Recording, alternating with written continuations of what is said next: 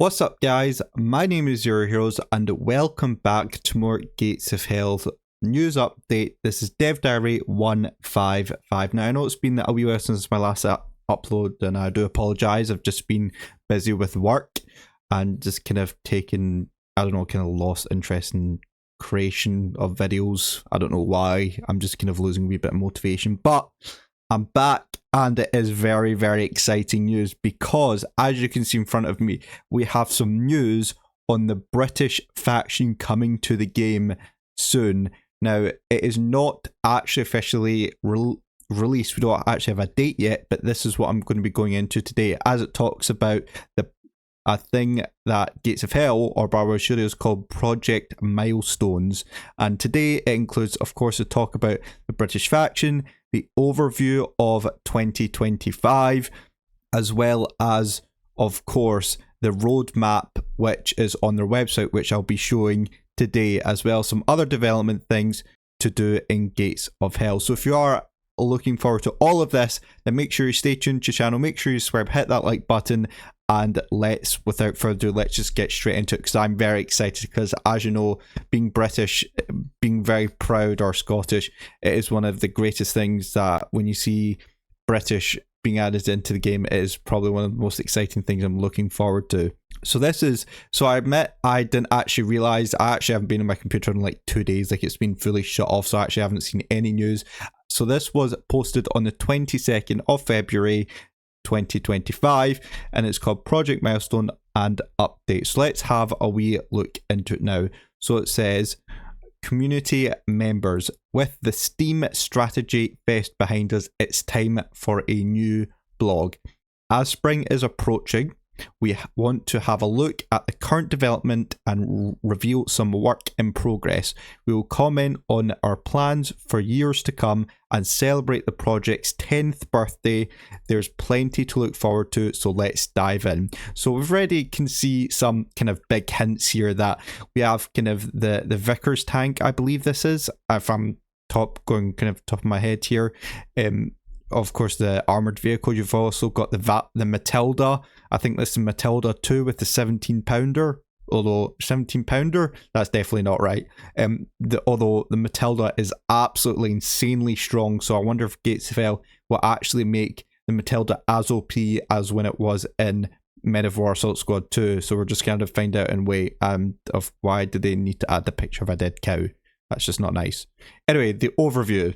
We have plans for several releases in 2025. For those who follow us already, know that at some point in 2025, as you know, the British faction will be released. The British faction will be depicted on the Western Front, as we have announced earlier. Currently, we're working on its trailer and its content. Progress is good at the moment. That's really, really good, interesting to know.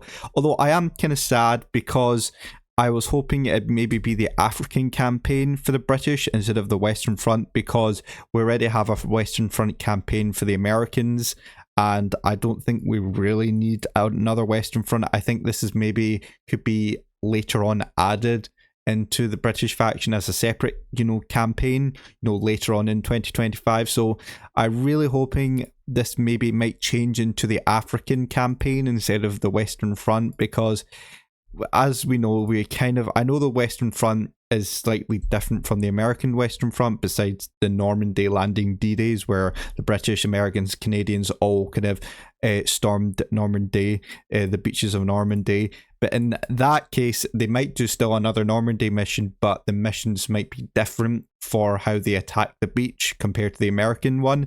So I don't really know. If anybody else knows about the Western Front on how the British kind of attacked it, then let me know in the comments down below. If there's any, missions that you guys know in history about the British, about the Western Front, then let me know in the comments down. The Battle of Britain is one of them I can think about, but that's more, I think the Battle of Britain was more an air battle, and we don't have a lot of planes in the game, so I don't know how that's meant to work. But yeah, that's really the only main one I know was the Battle of Britain. So yeah, but anyway, let's continue. But I am kind of sad they're not adding in the African campaign, because I think that would have probably been a more intriguing campaign to play. Now, as you can see, we've got a picture here of something I've never seen before, and this was definitely not added into the British faction in Men of Warsaw Squad 2. It looks like it's got a Valentine turret, a Valentine 2 turret with the chassis or the hull of a Vickers. I think the Vickers armoured truck, which is quite interesting.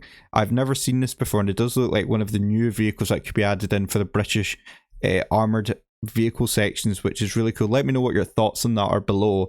I can tell people are just going to aim for the hull. That's something I would recommend to aim for the hull on this thing. It is super weak. Don't aim for the turret, because that'll be its strongest point. So never aim for the turret unless you get its side or its rear. But on that, if you do have maybe AT, or you have a lightly armoured tank, or even just anti-tank rifle, aim for the hull, because it'll probably be about maybe 10 to 30 millimeters of armour. So as you can see, there's a lot of work ahead because of British DLC, the title of which will be revealed in the trailer, will contain a ton of new content, and we'll be pushing hard to get it released in 2025. To recognise the anticipation in our community, we have started our 5th meta game on our Discord server. It's great fun.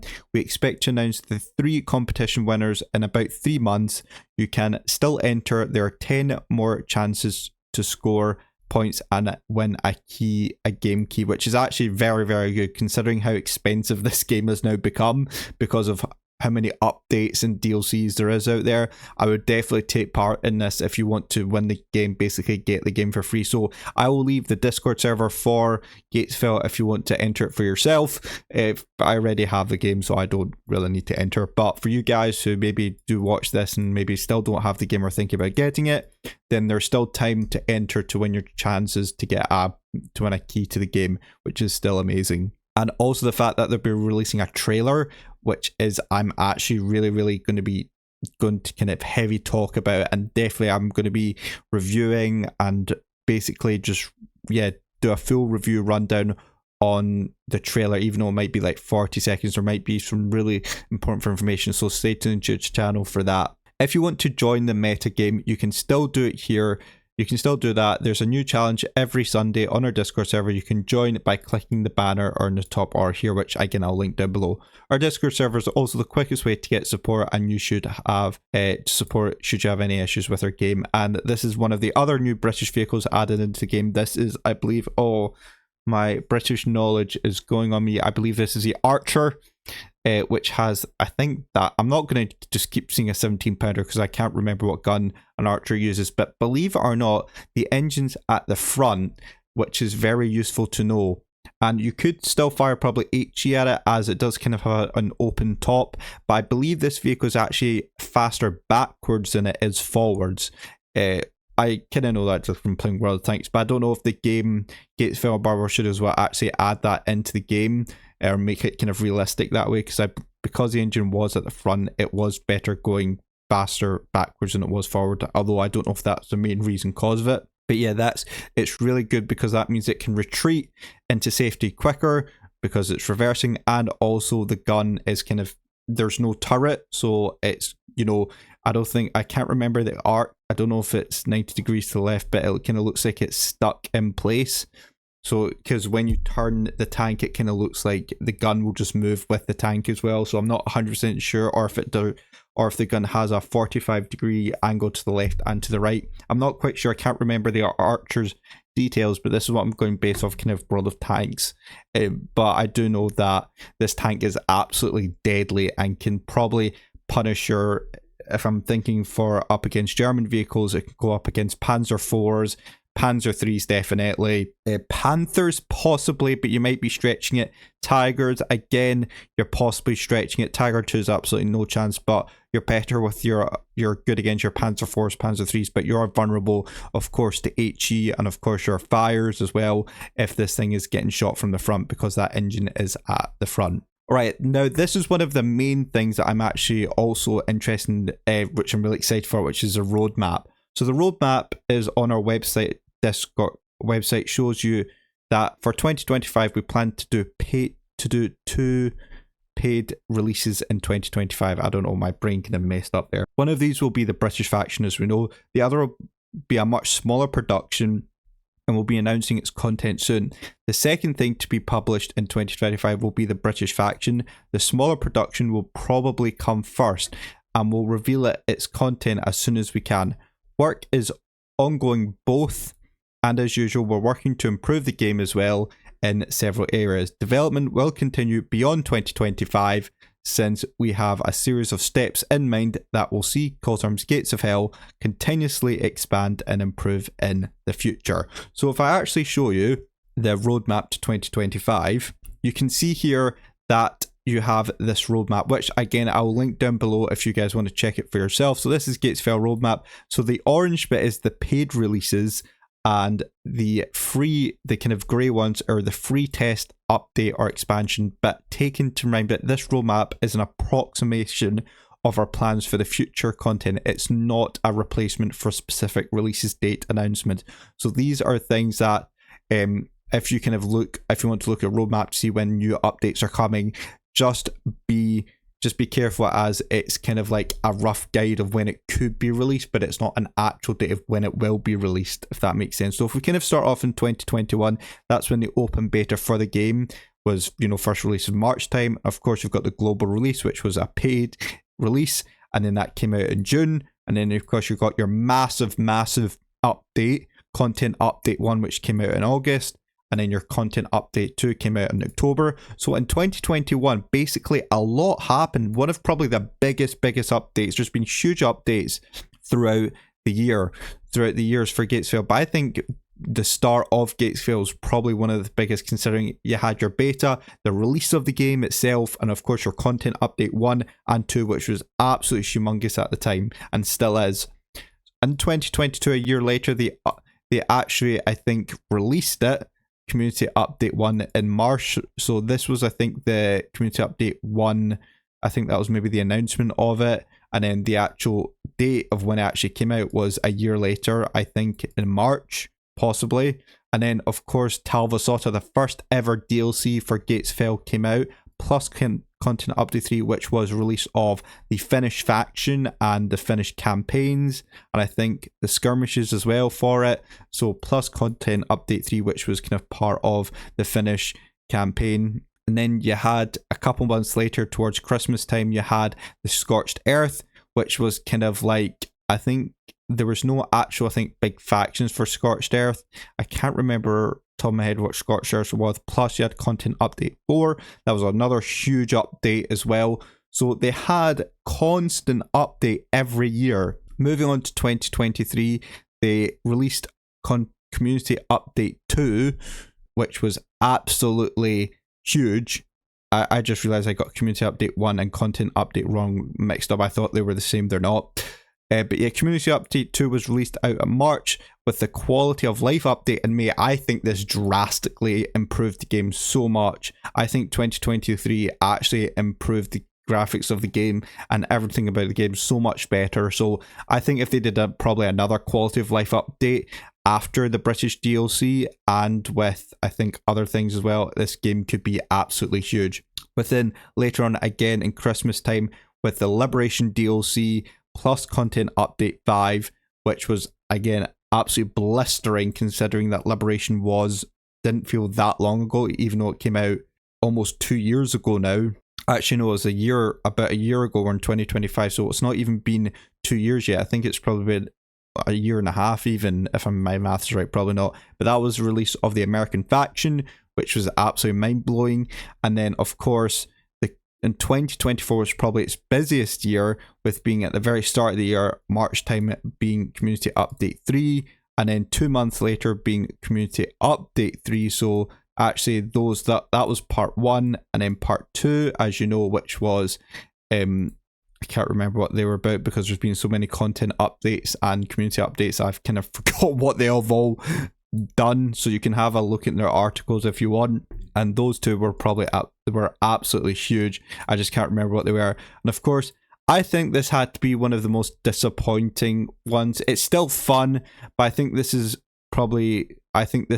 Gates of Hell kind of just milking us just to get a wee bit more money, which was kind of disappointing, I thought, because I felt like they could have added this into Liberation, but of course Liberation was already a big DLC, considering that it had the American faction, it had the campaign for it, and the skirmishes as well for it, so it was pretty big. So I understand why they did it as a separate one, but I think this was very much just kind of a milky DLC, and they're also doing it again with the British faction, or they're doing it again because they did say they would announce a smaller deal, because of 2 paid DLCs, and they might do something similar to Airborne where they just bring out another section of a unit, of a faction.